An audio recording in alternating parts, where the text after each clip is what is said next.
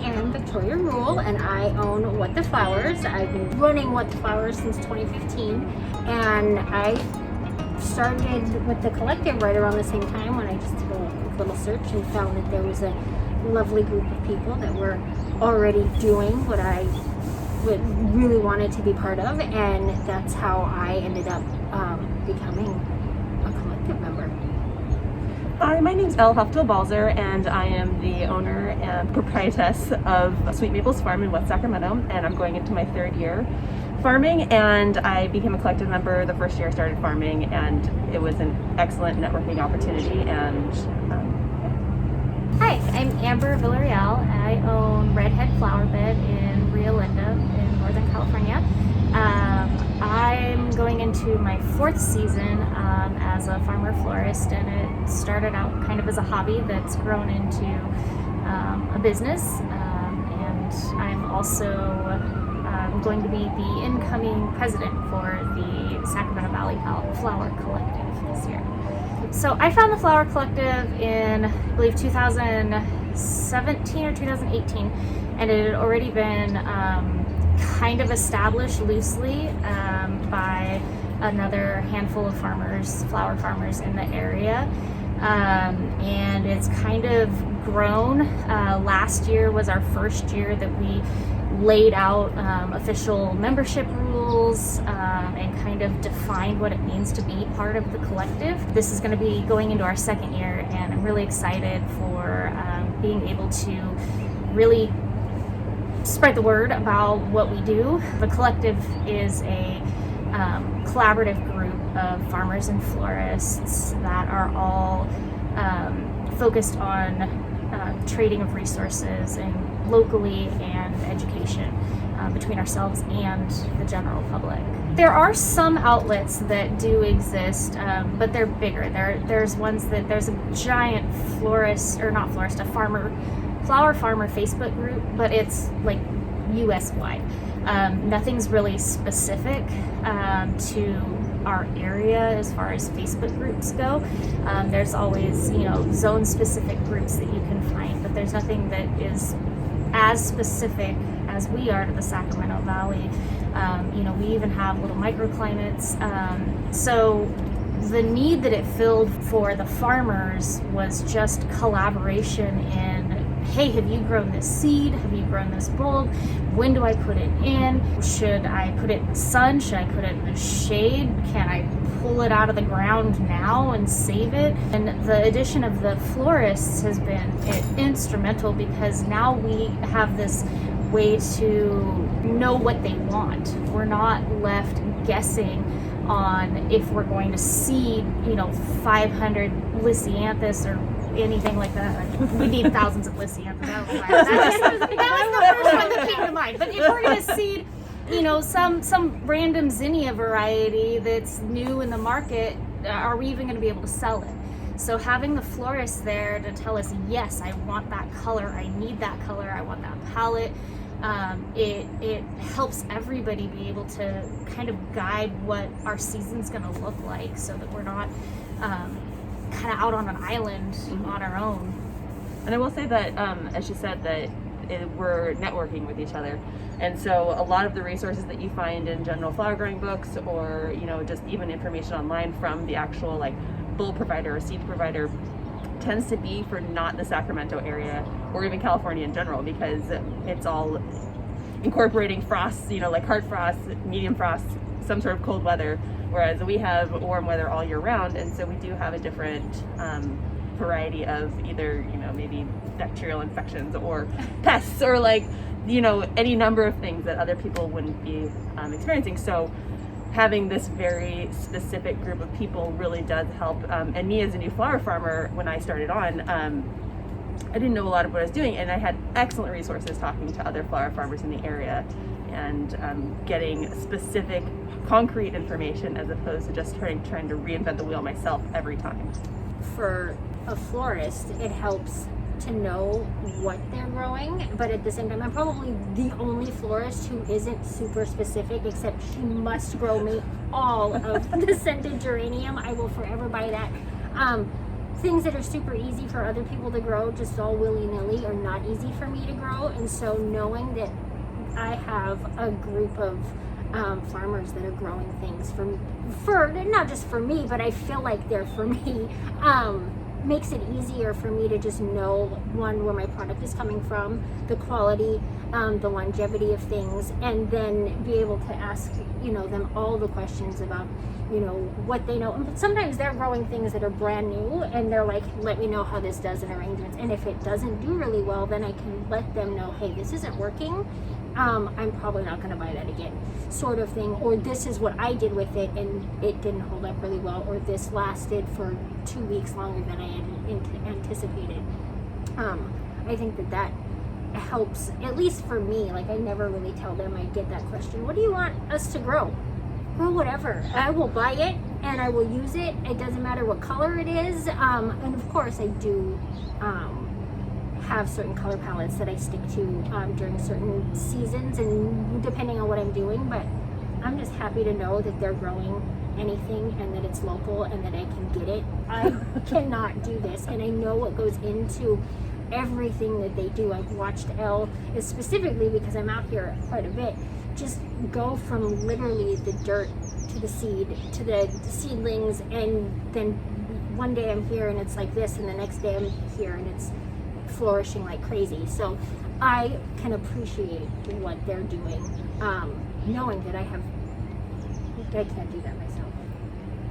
I think that a lot of driving the trends as we grow can also be on us and the florists, that the florists in being able to communicate directly with all the farmers, they can pick something up, and if they've got a big enough following, they post it on their Instagram and their customers go nuts over it, and then the next florist over is like, oh my god, I need that. So we're very community driven and can kind of have a little bit of ability to drive some of that trend setting just by being like, oh my god, look at how beautiful these zinnias are, because zinnias on a larger scale, they don't travel well. Like, they're one of the flowers that they don't travel well, they don't hold up in the cooler. You need to get them locally, and so we can be responsible for pushing out all this information to the community about how amazing zinnias really can be and how beautiful they can be, and they can, be, elegant flowers in weddings instead of dahlias or, carnations or roses or whatever, and they come locally from a farm, and so we can all work together to kind of push that information out to the greater public. We, as farmers, can help drive the trends, and I think that the largest trend that what we're trying to say here through the Flower Collective is that local is the trend. It's not necessarily the style of flower, the color of flower, but that you're getting it from the farmer. And we have the market here on the farm, and you're looking at my farm now. But we have the market here on the farm every Thursday in the main season. And the florists can come, and literally the things have been harvested the day before. And so you're getting something super fresh, super local, like she's saying, things that don't ship, you can pick them up here, and you are getting it local. And so florists can come, and they don't necessarily are coming with something in mind that they're looking for that fits this huge overarching trend that's happening, in the floral industry, like it's yellow and gray this year. But which I love. I was doing that last year. But we've got farmers too that are part of the collective that grow things that not all the other farmers grow, like Amy Barnes. Yeah. And she's growing all of the Australian foliages, and I'm personally love all of that. They hold up really well, and so it's nice to see that there's farmers that have this little niche of product that they're willing to try out, and then it starts booming and suddenly everybody wants it. And I think having the collective too has allowed me to if I get an order and I don't have enough of a product, or I have a florist that's coming to me that's looking for a specific color, I can immediately call 4 or 5 different people within 30 minutes driving time of me, and one of them's going to have it. So we're really dedicated to collaborating and making sure that we're taking care of our florists you know, just as long as it's local, that's our goal, because the product's going to be better. It's better for the environment. We're, you know, reducing our carbon footprint, and we're just growing more sustainably than the traditional floriculture has been for the last 50 years. And if you go to the large wholesale florists too, things, florists come in and they touch everything and they bonk it around, and so you don't know how long it's been. You don't know how long it's been in their warehouse. You don't know how many people have pushed it around to knock the petals off. You don't know how long it's been out of a bucket and then put back in a bucket without being cut. There's so many factors that you have to consider when doing that, and I know coming to them, I know exactly what they're doing to the product that I'm picking up. 2020 kind of messed things up, but before that, we did a lot of educational outreach and community outreach. So for the past, I believe it's 3, maybe even 4 years, for the Small Farm Conference, we've all collectively gotten together. Farmers have donated products, florists have donated time. We flowered the UC Davis dinner hall, and we've done the boutonniere bar and the corsage bar. So we work together. We've been able to share ideas collaboratively, and I think as far as benefits beyond the community and the support, what's really drawn me to it is the ability to share clientele, share customers. For instance, I live really closely to another farm. We're literally down, a block away from each other, Dawn Creek Farm and my farm. And Dawn Creek is a much bigger operation than I am, but she sold out of all of her tulips when spring hit, instantly.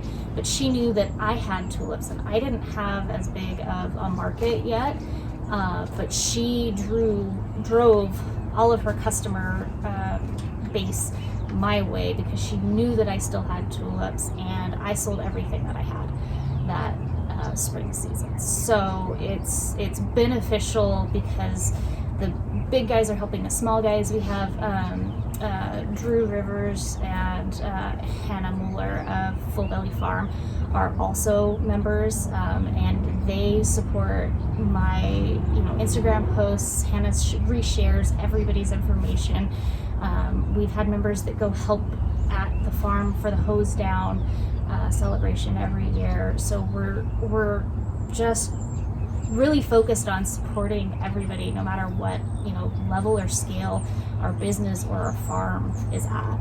I wouldn't categorize myself by any means as a farmer florist, but I do floral work. And Mother's Day last year, Victoria got too many orders, so she threw the rest of them my way, and so I was like, well, that's what I'm doing. And so it was a fun thing to do that, and also have someone, like she say, that she trusted me to uphold her clients that she usually works with. We're all on lockdown. We couldn't really go anywhere or do anything, but the one thing people knew they could do was support small businesses, because so many of them were closing. People didn't want to leave, or we couldn't actually congregate widely in certain places, and so it made it easy to know that they could support local businesses, and also then send flowers, either bring them home to themselves, because let's face it, flowers are life, and they bring happiness and love and everything to everyone, whether they were buying for themselves or buying for other people. They're $35 for their quick ding dong ditch flower that I was literally dropping on their porch. It was supporting so many different businesses, and their money, they wanted to do that, and we got a huge spike in sales because everyone thought that was the most amazing thing, and I wasn't prepared for that, but we did it. And then that's when I was like, I'm done here, can you please help me with these flowers? It just makes it just takes it back to, this is how we support our community. Yeah, when COVID came and everybody got locked down, it really surged back to circling the wagons in your community, supporting local farms on all aspects, because all of the outlets for farms sort of had to change. Like schools weren't buying produce anymore. Weddings weren't happening. So large events, large congregations weren't happening. So it all sort of, the outlets switched, and a lot more individuals were purchasing. And like she said, like buying local, because if they weren't doing it, then who was going to be doing it? So we really did see a lot of community support of purchasing local things. We saw a lot more farmers coming out to, florists coming out to the market and looking for local flowers. You're saying about shipment, like shipment chains have been disrupted. Yeah. So out of this, that there will be more produce and flowers being purchased locally, and hopefully coming out of it, people will see the benefits that they received as, the carbon footprint of not purchasing things that have been shipped, the longevity of the product, The smell. The smell, Yeah. like supporting people in your local community families. When I'm referring clients to other people that I know, they're going to people that I know with product that I trust. It helps. I think that really helps tighten our collective.